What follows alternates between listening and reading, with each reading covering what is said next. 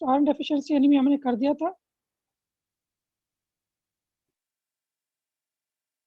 Now we are moving toward the megaloblastic anaemia. Macrocytic anaemia का जो most common चीज उसके अंदर है मेगालोब्लास्टिक। मेगालो मीन्स बड़ा, लार्ज, ब्लास्टिक लार्ज सेल्स,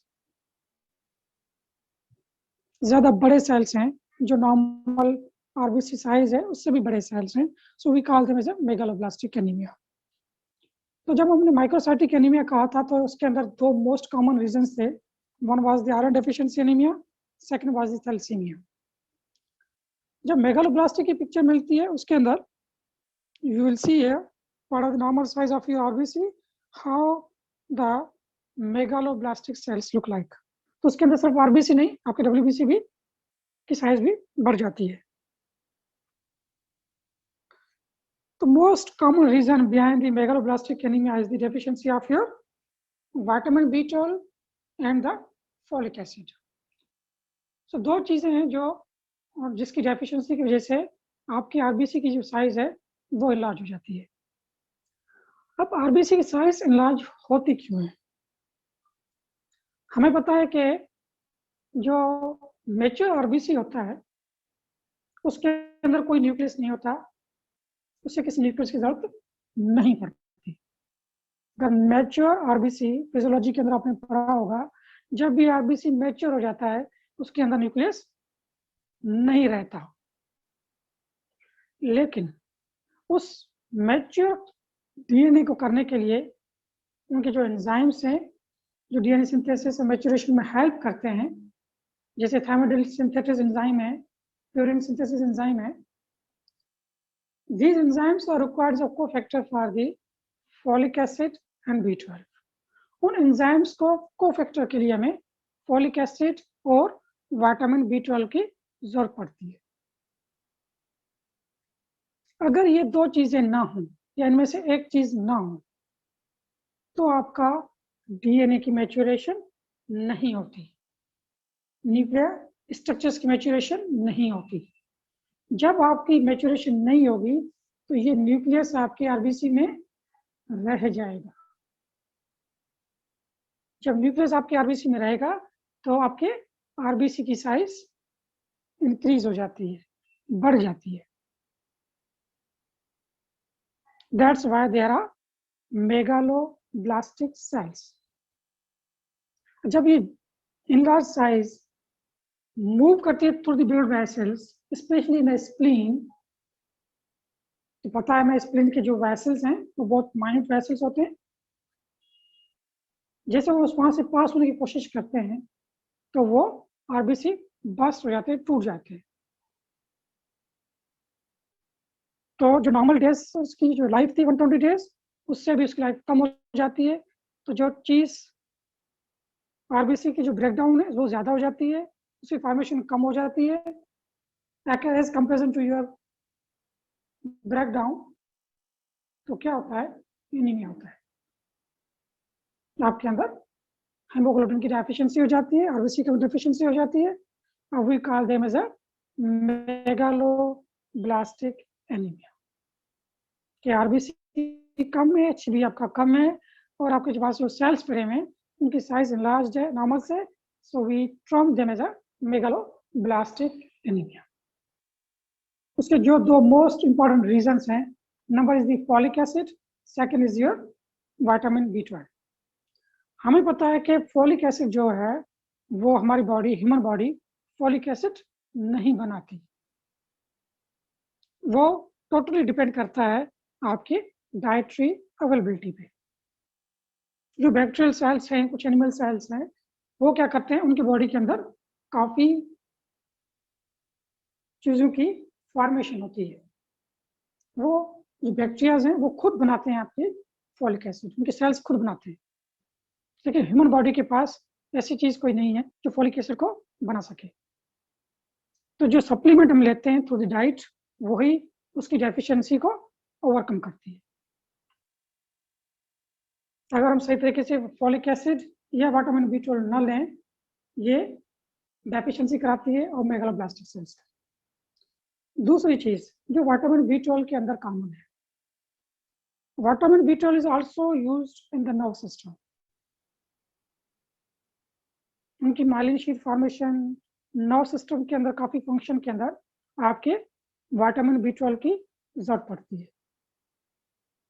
तो डेफिशिएंसी जब होगी विटामिन B12 की तो एनीमिया तो होगी, लेकिन उस पेशेंट के अंदर न्यूरोलॉजिकल सिम्टम भी आना शुरू हो जाते हैं। हमारे पास क्या होता है, जो कॉमन प्रैक्टिस है, पेशेंट हमारे पास आया, हमने देखा, उसको चेक किया, पता चला कि जब उसको हमने फिजिकली ऑब्जर्व किया, उसके जो एनीमिया के जो साइंस होते हैं वो हमने देखे, उसके सिम्टम्स मिले हमें, फिर हमने उसकी ब्लड सीपी करवाई, वो सीपी रिपोर्ट आई तो हमें पता चला कि उसकी एमसीवी बढ़ी हुई है, एचबी उसकी कम है, एचबी कम है, एमसीवी बढ़ी हुई है, आपने इसको डायग्नोज कर दिया कि ये मेगालोब्लास्टिक एनीमिया है। नाउ मेगालोब्लास्टिक एनीमिया जब आपने डायग्नोज किया, आपके रीजन में आपके जहन के अंदर दो रीजन्स भागते हुए आते हैं कि ये या तो फॉलिक एसिड की डेफिशिएंसी है या ये विटामिन B12 की डेफिशिएंसी है, जिसकी वजह से ये चीज़ हुई है। अब ब्लड सीपी में तो पता नहीं चलेगा आपको कि इसको डेफिशिएंसी किस चीज़ की है। हमारे पास जो पुअर पेशेंट्स मोस्टली आते हैं, हमारे पास इतना सेटअप नहीं होता कि हम बार बार इन्वेस्टिगेशंस करवाएं इनसे, ना तो वो अफोर्ड कर सकता है, और जो कॉमन प्रैक्टिस जो जहनों में अंदर आती है कि भाई कि ये कोई कमीशन डॉक्टर है जिसका लेब वाले के साथ चक्कर है, तो क्या होता है, हम ये ऑब्जर्व कर लेते हैं कि इसको फॉलिक एसिड की डेफिशिएंसी होगी, फॉलिक एसिड दे दें। लेकिन सपोज करें उस पेशेंट को फॉलिक एसिड की डेफिशिएंसी नहीं थी, उस पेशेंट को थी विटामिन B12 की डेफिशिएंसी, तो क्या करेंगे अगर गलती से हमने फॉलिक एसिड दे दिया तो? बिल्कुल, अगर आप फॉलिक एसिड देंगे तो उसकी जो मैच्योरेशन ऑफ डीएनए बेहतर हो जाएगी, उसकी आरबीसी की जो सिस्टम आ रहे हैं वो बेहतर हो जाएंगे। अगर वो पेशेंट आपके पास न्यूरोलॉजिकल सिम्टम के साथ आया है, डिमेंशिया के साथ आया है, डिक्रीज इन मेमोरी आया है, कुछ पैराफिन न्यूरोपैथी के साथ आया है, तो आपका जहन एकदम जाएगा कि ये नहीं, it's not a deficiency of your folic acid, it is a deficiency of your vitamin B12, क्योंकि विटामिन B12 का जो रोल है वो न कि ओनली आरबीसी की मैच्योरेशन में, बल्कि this also play a role in the CNS, in the nerve system. लेकिन कभी कभी पेशेंट आपका न्यूरोलॉजिकल सिम्टम के साथ नहीं आता, लेकिन डेफिशिएंसी उसकी विटामिन B12 की होती है, हो सकता है अभी तक उसमें न्यूरोलॉजिकल सिम्टम आ ही नहीं हो, तो क्या करेंगे, इस लेवल पे हमें जरूर आपकी सीरम फॉलिक एसिड लेवल या विटामिन B12 लेवल करवानी चाहिए। अगर नहीं करवा सकते तो at least you should prescribe both of them. उसका रीजन ये है, अगर आपने एक पेशेंट को जो मेगालोब्लास्टिक एनीमिया थी due to the deficiency of vitamin B12, उसकी जगह आपने फॉलिक एसिड दे दिया तो एनीमिया का कंप्लेन कुछ ना कुछ बेहतर हो जाएगा, लेकिन वो पेशेंट जो है वो प्रोग्रेस कर जाएगा टूवर्ड दी न्यूरोलॉजिकल सिम्टम्स, उसका कोई तोड़ यहाँ से नहीं निकलेगा with the supplementation of the folic acid. तो हम क्या करें, और अगर एक दफा न्यूरोलॉजिकल सिम्टम्स हो जाए पेशेंट को, तो अगर आप विटामिन B12 भी दोगे तो वो सिम्टम्स रिवर्स नहीं होंगे। सो कीप इन माइंड, जब भी आपके पास आपके जहन में मेगालोब्लास्टिक एनीमिया की पिक्चर आती है ब्लड सीपी के अंदर, तो जहन में जरूर रखिएगा कि इसके विटामिन B12 लेवल को जरूर चेक करें। अगर नहीं तो विटामिन B12 जरूर दें कि वो न्यूरोलॉजिकल सिम्टम की तरफ प्रोग्रेस न कर पाए। अगर एक दफा उसके न्यूरोलॉजिकल सिम्टम आ गए तो अगर आप विटामिन B12 दे भी दो उसको बाद में, तो न्यूरोलॉजिकल सिम्टम कभी भी रिवर्स नहीं होते। तो यहाँ पर ये चीज क्लियर हुई मेगालोब्लास्टिक एनीमिया क्यों होती है, इसका रीजन क्या है, उसके अंदर एमसीवी क्यों बढ़ती है, और उसको देने के लिए, ट्रीट करने के लिए हमें क्या देना चाहिए। अब यहाँ पर मैं डोजेज की तरफ नहीं जाता, मुझे डोजेज नहीं पता चीज़ होती है। अगर कोई याद रखता है तो well and good, very good, एक अच्छी चीज़ है। अगर नहीं भी रखता तो भी ऐसा कोई इशू नहीं है, लेकिन जो प्योरली बेसिक कंसेप्ट है, प्लीज़ उसको क्लियर करें,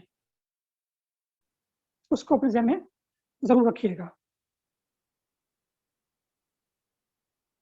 So vitamin B12 and folic acids are required for normal DNA synthesis and maturation. Deficiency of either of these vitamins results in impaired production and abnormal maturation of your RBC, giving rise to the characteristic of blood cells as a megaloblastic anemia.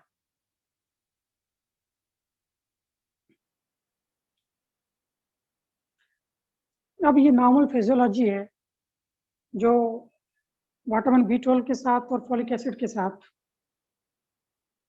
जो folic acid हम खाते हैं तो oral route अगर लेते हैं तो folic acid हमारे पास जो अवेलेबल है तो ओरल फॉर्म में ही अवेलेबल है, it's not available in the injectable form. Vitamin B12 is present in both oral and the injectable form.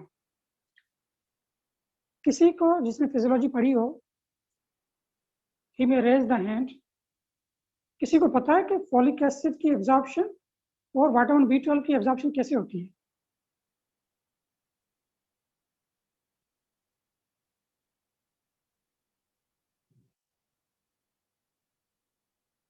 चलें बाद में देखते हैं इसको, हम चलते हैं आगे।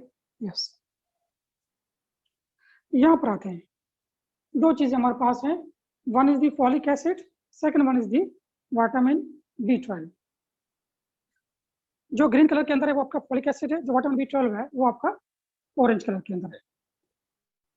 जैसे हम फॉलिक एसिड देते हैं from the oral cavity, it comes down to the oesophagus, then in the stomach, और फिर जाके वो ड्यूडेनम के अंदर मोस्टली एब्जॉर्ब हो जाता है। जो एब्जॉर्ब साइट है आपकी फॉलिक एसिड की मोस्टली आपकी ड्यूडेनम में है। जो विटामिन B12 है जो हम ओरल फॉर्म में देते हैं, अगर आपने गैस्ट्रिक वॉल की या आपके स्टमक वॉल की कोई फिजियोलॉजी पढ़ी हो, उसकी सीक्रेशंस की, उसके अंदर आपको कुछ फैक्टर रिलीज होते हैं जिस फैक्टर का नाम है intrinsic factor.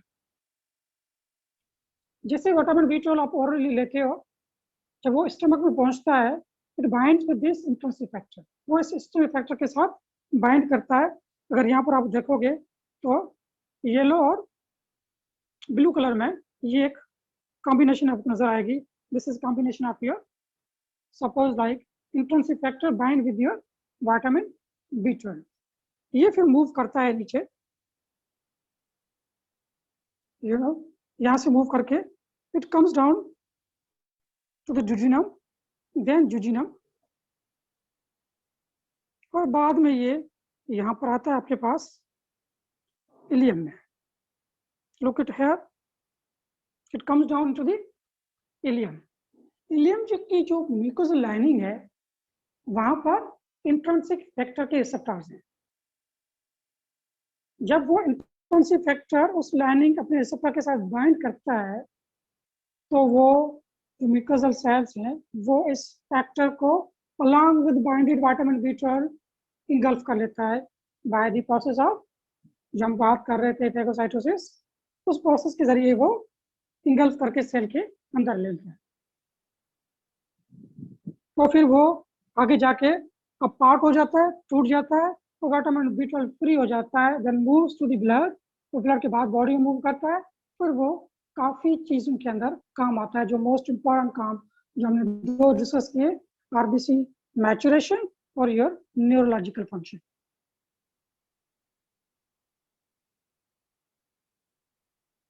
I think it is clear the absorption of the vitamin B12 in the oral form. अगर आप ओरली विटामिन B12 दे रहे हो, उसके लिए क्या जरूरी है?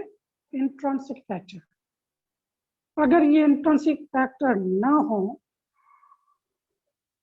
अगर आपकी स्टमक वॉल डैमेज है, जैसे पर्निशियस एनीमिया, उसके अंदर एट्रोफी हो जाती है गैस्ट्रिक म्यूकोसा की, जब गैस्ट्रिक म्यूकोजा की एट्रोफी हो जाएगी तो जो म्यूकोजल सेल्स है आपके गैस्ट्रिक के जो इंट्रिंसिक फैक्टर बना रहे थे उसको बनाना बंद कर दें और आप ओरली विटामिन B12 देते रहेंगे तो वो B12 फीसिस के जरिए बाहर निकल जाएगा, वो कभी एब्जॉर्ब नहीं होगा, क्योंकि उसको विटामिन B12 हमेशा इंट्रिंसिक फैक्टर चाहिए टू बिकम एब्जॉर्ब, क्योंकि विटामिन B12 की कोई रिसेप्टर्स आपकी जीआईटी के अंदर अवेलेबल नहीं है। फिर क्या करें? अगर पर्निशियस एनीमिया है और गैस्ट्रिक जो म्यूकोजा है वो एट्रोफिड है, इंट्रिंसिक फैक्टर अवेलेबल नहीं है, then you should give this vitamin B12 in the injectable form. आपको वो विटामिन B12 इंजेक्टेबल फॉर्म के अंदर देनी पड़ेगी, not in the oral form. तो ये नॉर्मल आपकी एब्जॉर्प्शन है, फिजियोलॉजिकल एब्जॉर्प्शन है आपकी विटामिन B12 की।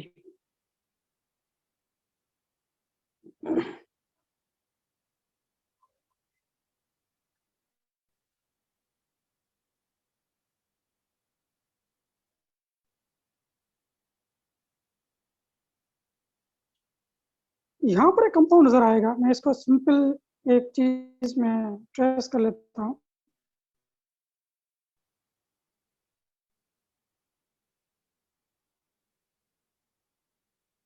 यहाँ पर आपको मिथाइल टेट्राहैड्रोफोलेट नजर आ रहा है, जो अपना मिथाइल ग्रुप ट्रांसफर करता है वो टेट्राहैड्रोफोलेट बनाता है। वो ट्रांसफर कौन करवाता है? Cobalamin, vitamin B12। वो वहां से मिथाइल ग्रुप को अपने पास ले लेता है। It's help in the formation of, या फिर active ingredient of your folic acid. तो जाके आपके जो टेट्राहैड्रोफोलेट है वो यूज किए जाते हैं इन द डीएनए मैच्योरेशन के लिए। तो सिंपलेस्ट एक प्रोसीजर है इसका, जो आपको मिल जाएंगे इन द बुक के अंदर। अगर विटामिन B12 की डेफिशिएंसी हो जाती है तो क्या होगा? वही सारे एनीमिया के features, chronic fatigue, cardiovascular problem जैसे टैकीकार्डिया होती है, सांस फूल जाती है, डिप्रेशन, शॉर्टनेस ऑफ ब्रीथ, चलने में दुश्वारी और कॉन्स्टिपेशन। लेकिन उसके साथ साथ क्या होगा? Loss of memory and mood swings, mood कभी कैसा और dementia, loss of your memory. These are the neurological symptoms if there's a deficiency of your vitamin B12. अगर इसको हटा दें, बाकी अगर प्रेजेंट है विद MCV इंक्रीज है तो वो आपकी फॉलिक एसिड की डेफिशिएंसी है। लेकिन कभी कभी पेशेंट ऐसे आता है कि उसको ये सिम्टम होते हैं, न्यूरोलॉजिकल सिम्टम्स नहीं होते, लेकिन डेफिशिएंसी उसकी विटामिन B12 की होती है, क्योंकि अभी तक उसने न्यूरोलॉजिकल सिम्टम डेवलप नहीं किए। So there will be a little confusion between these things. या तो उसको लैब विटामिन B12 या फोलिक एसिड लेवल करवा दें, अगर पेशेंट पुअर है तो आपको अंदर जनरल प्रैक्टिस के अंदर दोनों फॉर्म अंदर देनी पड़ेगी to treat this megaloblastic anaemia. जो मेगालोब्लास्टिक विटामिन B12 डेफिशिएंसी जो मोस्ट कॉमनली मिलती है वो मिलती है आपकी वेजिटेरियन पीपल्स के अंदर, क्योंकि इसका जो रिच सोर्स है वो आपका मीट है। अगर कोई वेजिटेरियन है, is not taking the any chicken mutton meat, कोई नहीं ले रहा, तो जाहिर सी बात है उन चीज़ों के अंदर उसको डेफिशिएंसी हो सकती है और वो डेफिशिएंट हो जाते हैं अंदर। तो जब भी आप ऐसी कोई हिस्ट्री लेते हो तो उससे पूछते भी हो आप, अगर they are belong to the Hindu religion, most of them तो नहीं, लेकिन काफ़ी ऐसे हैं जो वेजिटेरियन होते हैं, वो यूज़ नहीं करते, तो उनके अंदर भी कुछ डेफिशिएंसी होती है आपकी विटामिन B12 की।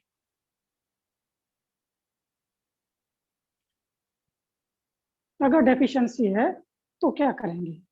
आई हैव टू ट्रीट, मुझे उसको सप्लीमेंट देनी पड़ेगी।